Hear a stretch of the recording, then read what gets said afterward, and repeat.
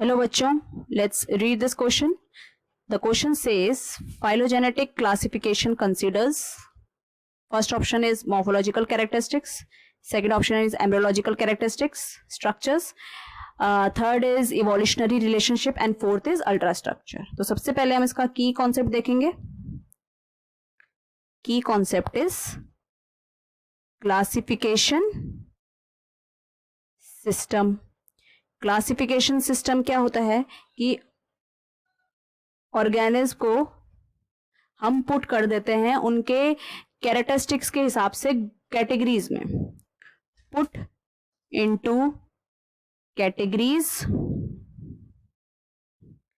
Based on their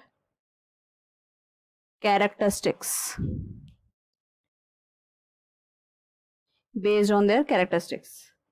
तो यहां पर क्या होगा कि क्लासिफिकेशन सिस्टम में कैटेगरीज के बेसिस पे सेपरेट कर दिया हर ऑर्गेनिज्म को. अब सबसे पहला ऑप्शन हमें क्या दिया गया है, मॉर्फोलॉजिकल कैरेक्टरिस्टिक्स. तो मॉर्फोलॉजिकल कैरेक्टरिस्टिक्स जो था सबसे पुराना क्लासिफिकेशन था. ये पुराना सबसे पुराना जो क्लासिफिकेशन होता है वो था हमारा आर्टिफिशियल क्लासिफिकेशन. तो इस क्लासिफिकेशन में क्या था, इस क्लासिफिकेशन में जो प्लांट्स थे उनको क्लासिफाई किया गया था उसकी मॉर्फोलॉजिकल कैरेक्टरिस्टिक्स के बेसिस पे, जैसे कि कलर हो गया, हैबिट्स हो गई और नंबर हो गया, लीफ शेप हो गई. इन चीजों के बेसिस पे, मॉर्फोलॉजी के बेसिस पे. तो ये वाला तो ऑप्शन हमारा है नहीं करेक्ट.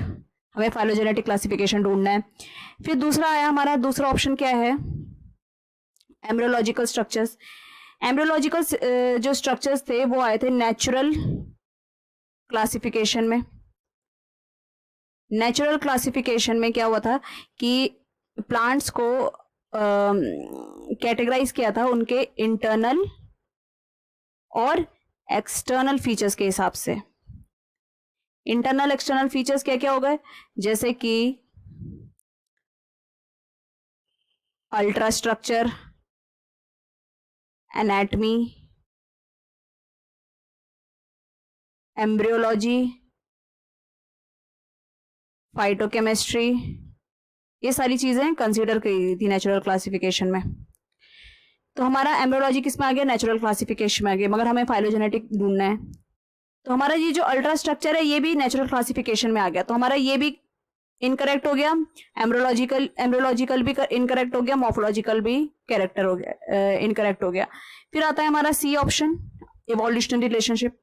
तो जो हमारा फाइलोजेनेटिक क्लासिफिकेशन है उसमें क्या होता है कि evolutionary relationship between, what is phylogenetic characteristic classification, ये होता है इवोल्यूशनरी रिलेशनशिप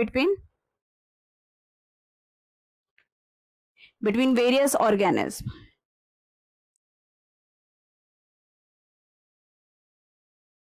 ऑर्गेनिज्म, इसका मतलब जो ऑर्गेनिज्म थे जो सेम टेक्सा में थे उनके कॉमन एंसेस्टर होंगे. जैसे कि ऑर्गेनिज्म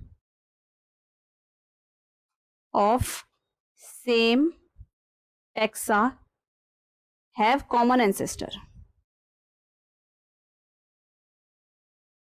तो जो फाइलोजेनेटिक क्लासिफिकेशन था वो किसके बेसिस पे हुआ था, ये वो हुआ था हमारे इवोल्यूशनरी रिलेशनशिप. वो कंसीडर करता है इवोल्यूशनरी रिलेशनशिप को. तो इसका करेक्ट आंसर क्या है, option C, that is evolutionary relationship.